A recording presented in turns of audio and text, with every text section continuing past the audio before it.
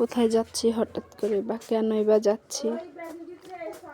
আসলে অসুস্থ হলে বাবার বাড়ি ছাড়া আর কোথাও জায়গা নেই। এটা হচ্ছে সত্যি কথা এবং ভালো কথা, সঠিক কথা। আর হুট করেই তো কোথাও যাওয়া যায় না। এত দূরে থাকি, এখানে অসুস্থ হইলেও কেউ দেখার নাই। সত্যি তাই, বাবার বাড়ি যাচ্ছি। ট্রেনে চড়তে ভালোই লাগে। আমি পায়ে ব্যথা পেয়েছি, পাটা অনেক ফুলে গেছে, পায়ে অনেক সমস্যা হয়েছে, তাই বাবার বাড়ি চলে যাচ্ছি।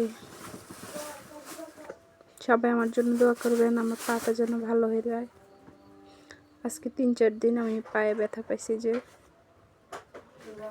আমার ছেলে মেয়েগুলোর মন খুবই খারাপ, এর বাবাকে ছেড়ে ওরা আসছে।